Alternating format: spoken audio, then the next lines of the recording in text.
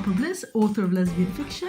And I'm her Mrs. Thank you for listening to our podcast where we try to talk about our journey in writing and publishing. But we usually get sidetracked by television or our cat. Meow. Welcome to Harper Bliss and her Mrs.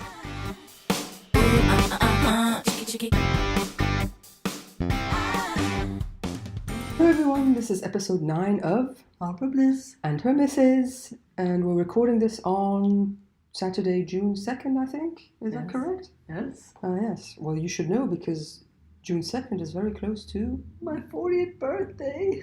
It's on Thursday. Finally, you can join the ranks of us old midlife people Cougars who are over 40. I know. But I'm trying to be positive about it. I'm going to do a big giveaway for my mailing list. So look out for a celebratory email from me on the 7th of June. I mean, we'll see how celebratory it is. Maybe you'll be wallowing in self-pity. Probably will be, yes. I don't know, I'm having a bit of a hard time with my 40th birthday. So if you want to give us some words of encouragement, you can always email her, right? Yes, but only if, it's like a very sweet email and like extreme encouragement. Otherwise, I wouldn't bother. You see, this is how she's feeling. So, oh my God, I am dreading Thursday. But this is my mother's fault. I just so clearly remember when my mother turned 40 and she said, okay, don't bother with anything. I'm not getting out of bed that day. And she didn't. I mean, so how am I supposed to feel now that I'm turning 40? Well, you should be the opposite of that. You should jump out of bed and say, yay, I'm 40 today. But why? Because it's a great age. Yeah. Yes. Well, yeah, you're 42. Yeah, well, yes. I cannot possibly contradict you. No. Anyway, that is from that. We will talk about how everything went on the next podcast, I think. Yes. Yes. If you make it, is that what tomorrow never counts.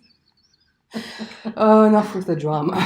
Okay, so also we're trying video again, but I think maybe we should record as though, there might not be videos since we've had a bit of issues. Yeah, we had on the last one, I think the video it only recorded about a minute and then it crashed. And yes, so... We haven't been on camera in so long. Yeah, and so last week there was no podcast because we were on holiday. You might have noticed. Yes, we were away on holiday for a few days. Yes. We went to Normandy. Yes. Which was beautiful.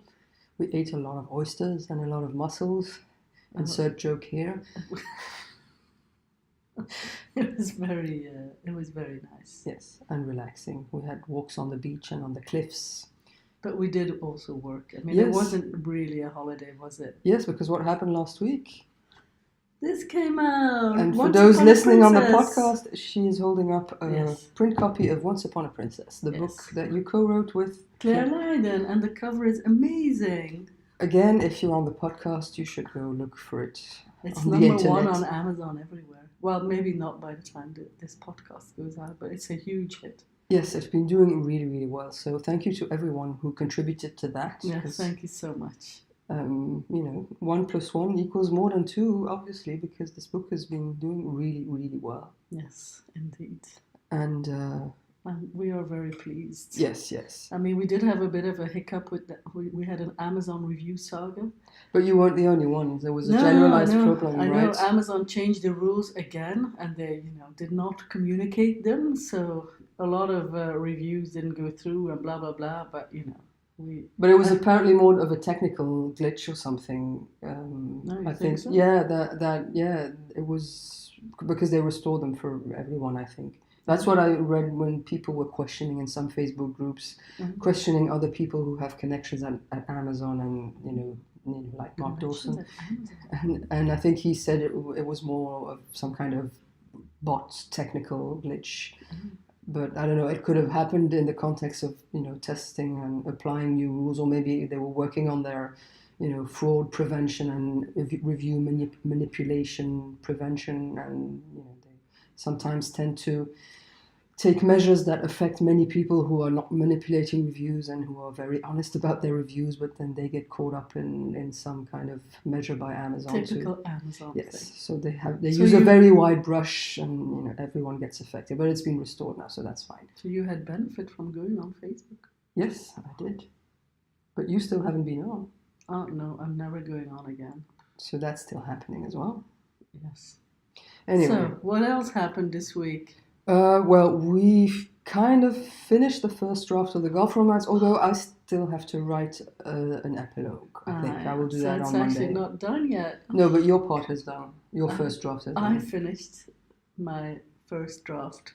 And if we were to, stick to the fairly divided number of chapters, then we would have finished because I wrote the first chapter. Yes. But I will write a little epilogue to go at the end. So, yay, that's about done. Of course, this is nowhere near done. We're going to be talking about this book later on. So we'll come back to that. We'll circle back to that, to use my favorite new expression of the moment.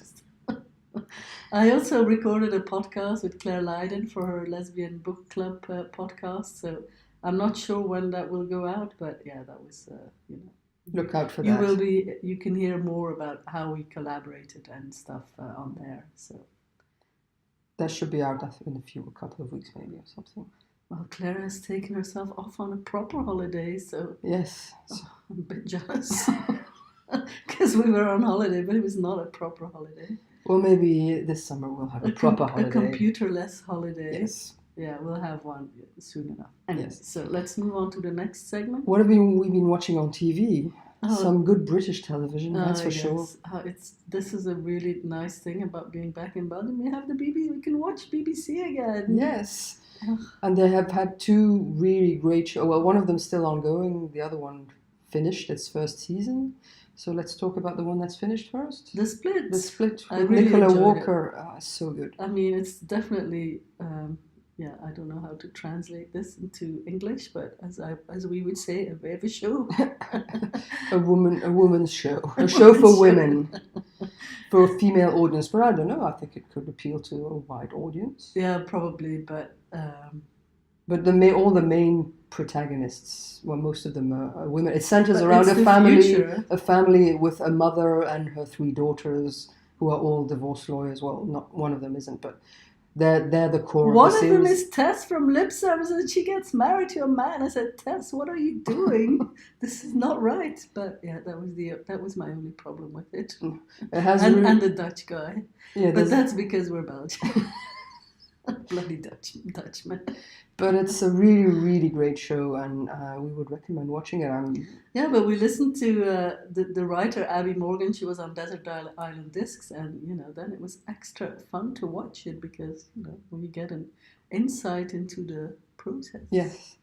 And we also listened to an episode of the Women's Hour where they talked to actual divorce lawyers to see if the show was accurate. It's maybe not like 100% realistic, but what fiction is. Yeah, it's fiction, and I mean, we don't know. We're not divorce lawyers, so it doesn't really affect us. I mean, maybe some things are a bit unrealistic, but it's fiction, and it's really, really well acted. And there's gonna the last episode, I have to say, surprised me.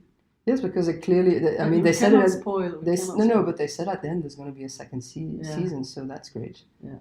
Then the other show that we watched was A Very English Scandal. Oh, that one is it's delicious. I mean, because the way they've done it is so extremely tongue-in-cheek. It's with Hugh Grant. Yes, and Ben Whishaw. Ben Whishaw, he's so camp. I was just not expecting it. It's based on, a story. I don't know in how far it follows the actual story, right? Or the people. I mean, in how far the actual real story is known. But it's about this British politician played by Hugh Grant who's gay, but it's in the 70s, so he can't be openly gay, and he has an affair. And then it ends, but then it gets blackmailed by Ben Whishaw. But it's funny because if you've seen Paddington 2, Ben Whishaw, that he's the voice of Paddington, and Hugh Grant is the villain in Paddington, and now they are lovers. That is some very strange fan fiction right there. Yes, but it's really great, and it's it's very tongue in cheek, and it's very enjoyable. And Hugh Grant is he's not the rom-com male protagonist that from Four Weddings and a Funeral. He's a closeted gay MP. Yes, in his 50s, and a bit very quite mean It and reminds- Machiavellian at times. Yes, yeah, that's true. So There's a bit of a House of Cards in there. But also what it also reminds me of is these sketches in Little Britain, like with the gay politician who says, I lost my wristwatch and it accidentally fell into the behind of someone, so I had to reach in with my penis to get it. That's also what it reminds me no, of. there is some of that, and that's how it's very tongue-in-cheek, and yeah. Well, it's Russell T Davies. Yes, so quite camp as well some at times. Anyway, watch it. Very good. And then there's a new season of Kimmy Schmidt on Netflix. It's only 6 episodes. We've only watched three. Not enough Titus, but I do enjoy Kimmy. Yeah. Yes, no, it's quite funny, but I think it's a show you have to watch several times because a lot of the jokes, you only get them when you watch them, just because they talk quite fast and you don't have time to absorb all the jokes before the next one comes. Well, we still use catchphrases from Oh previous yeah, seasons. what the foop? What the foop? Is this soup? Leave me alone, I'm lemonading. I think Titus should have his own show. Well, maybe. Kimmy is just not that important, I think. No, it's true that she is not the most compelling character because I love Jacqueline as well. I think she's great. Anyway, we should move away from Yes. the television topic, otherwise it's going to be long again. Yeah, so weekly topic. What is it? Plotting. Plotting. So a warning ahead, I'm going to be long-winded and I'm not sure if I'm going to be able to express what I'm really trying to say. What else is new? So, You shall say. so maybe you Audience? can help me. Okay. No, I was talking to Claire about the podcast and she said, I said, well, it's a bit long, isn't it? She said, no, it's a good length. About the podcast or the book? The podcast. Ah, okay. The podcast. Our podcast, you Our mean? podcast. Okay, well, so... The book also, the book is perfect length. No, the book is a good length. Anyway, what would you like to say about plotting? Well, also, talking to my esteemed co-author Clare Lydon on the podcast that I recorded with her, we talked about plotting. We talked about our process, and it made me think again, because I've been thinking about plotting so much, because what happened with the co-written book, she did the outline. Like, she plotted the whole thing out. I didn't have to do anything. She just presented it to me, which was amazing. In a very well-organized Excel sheet, which I Yes. thought was great as well. Yes. So, and then I got this, and then, we managed to write this book very quickly, in part because we had this very, quite detailed outline. It was like a chapter per chapter outline, which is something I never have. Also because I was not sure I would be able to write to this outline, but I managed to stick to it like very closely, and so did she.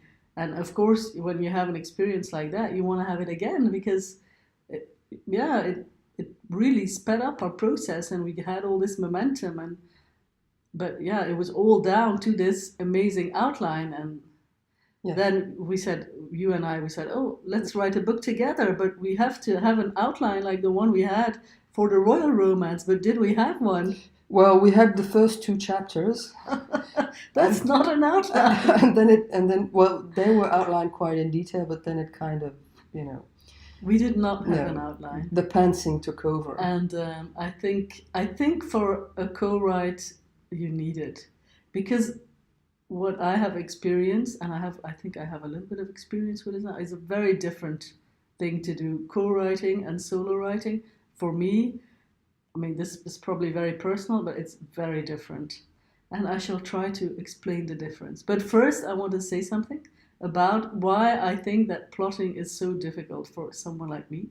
That we went to see John Cleese the other day, and he said something that stuck with me. Mm-hmm. He said that all creativity is, it's a result of what goes on in the subconscious mind. Like, you cannot come up with, like, he took his own example. He said, we did not come up with sketches for Monty Python just by, like thinking logically. We start throwing around ideas, and then, we riff off one another, and it's like, it comes from the subconscious. And I think when you're plotting, you're trying to do a creative, because plotting is creative as well. You're trying to make a subconscious activity, the creative act of coming up with stuff. You're trying to force it into a logical, conscious task. And I think that is what makes it so hard. It is so hard. That's why it's so hard to get past the first 2 chapters. I truly believe, and that's why it was worth it going all the way to the seaside and watching John Cleese for me.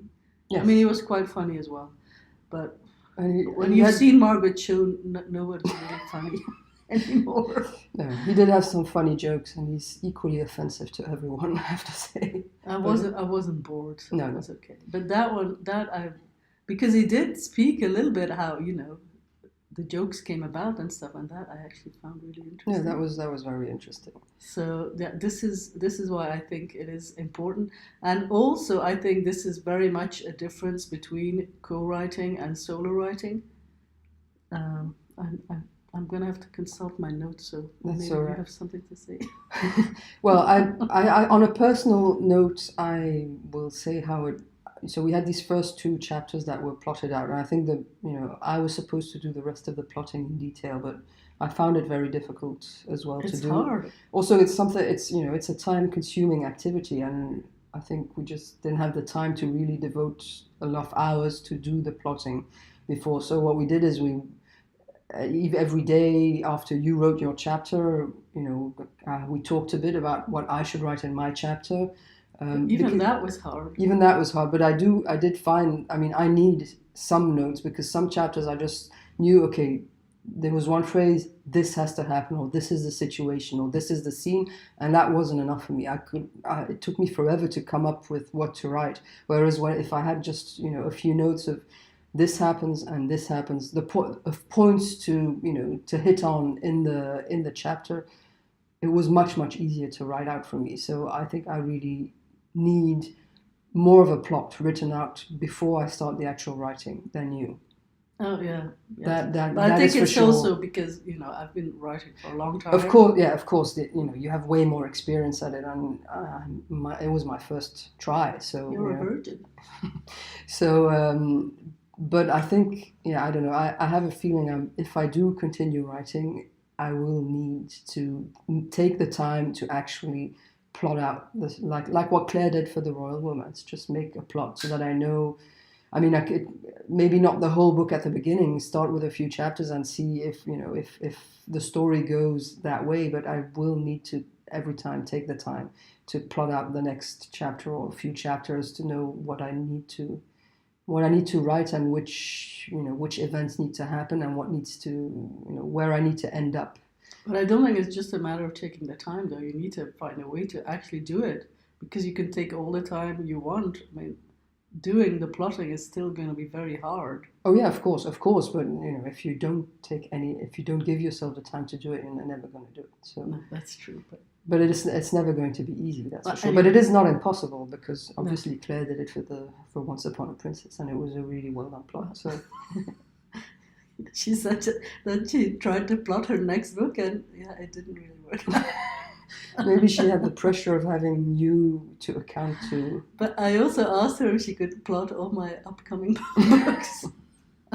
Like maybe we can work something out. But anyway, no, actually, the point I'm also trying to make is that plotting worked well for us. But usually I'm not a plotter, but also I have my reasons for this, because I think when you co-write, like I did with Clare, like I did with you, we each write a chapter. So, naturally, so like we each wrote a character, you're going to be much more emotionally involved with the character you write.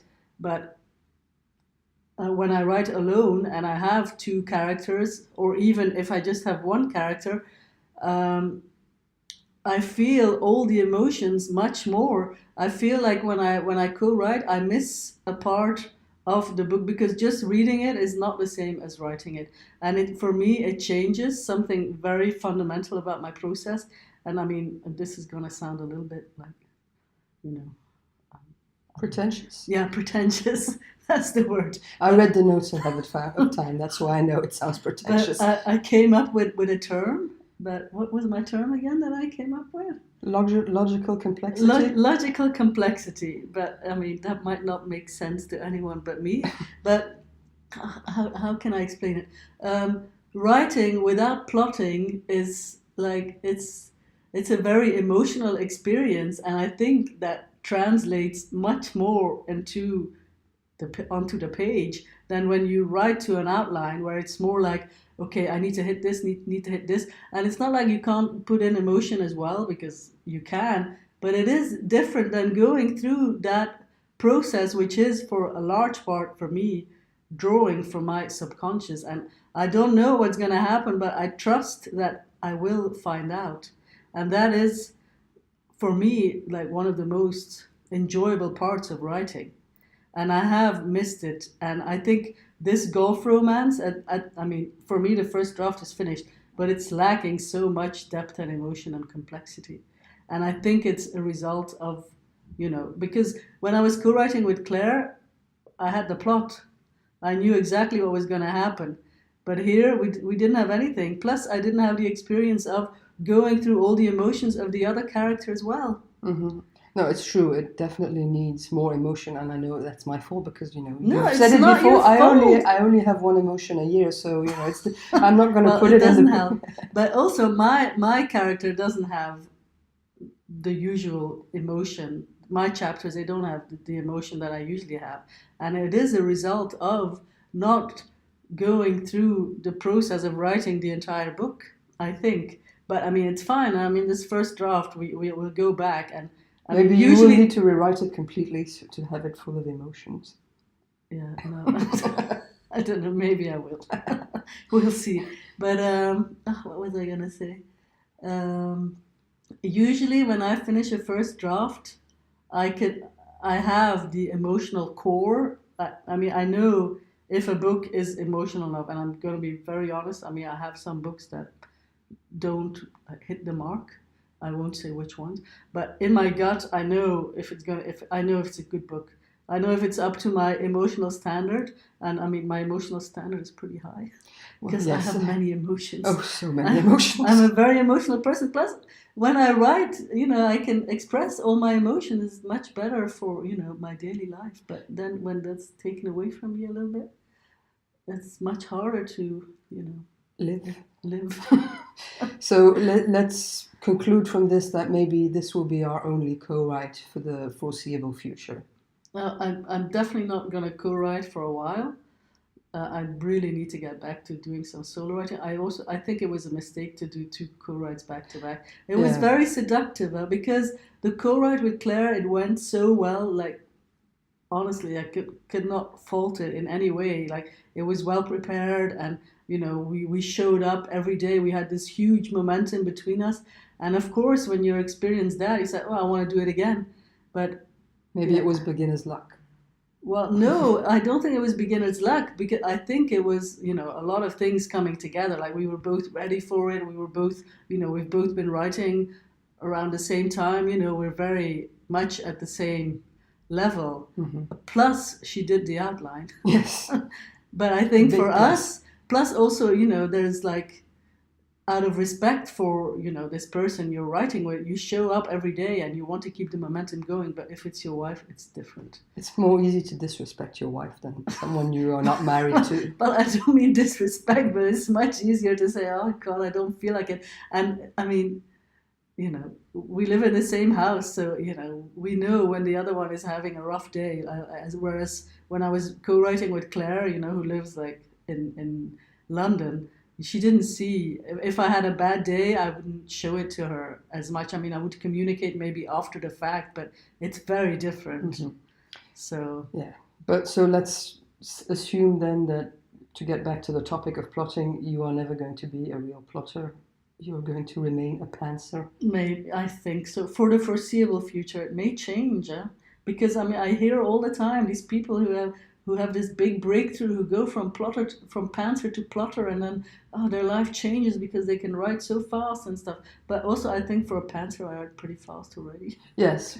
Do I need to write any faster? I don't know. Well, and as you say, your books, the big thing that people like about your books are the emotions and all the processes that people go through, that the characters go through, and their emotional evolution, and all of that. And if you feel that you can't do that if it's plotted out, but if you have to go through the emotions and in order to write them, then yes, then maybe pantsing is the best process for you. Yes, I think for me, panting, and then maybe And for thus you. for the readers as well.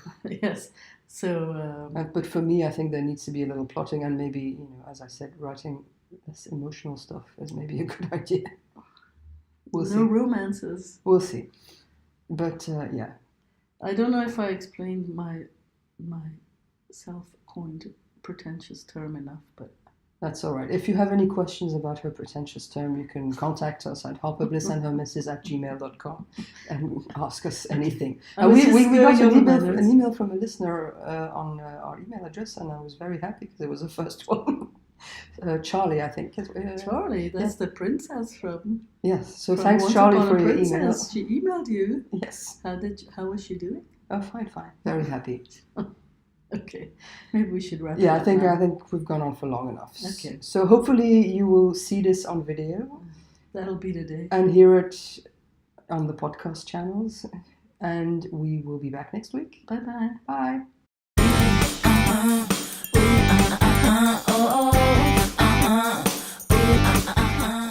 Thank you for listening to Harper Bliss and Her Mrs. You can find all the episodes and show notes at harperblissandhermrs.com. We also have a favor to ask. If you could rate and review the podcast wherever you listen to it, that would help other people find us. Thank you. Chicky, chicky.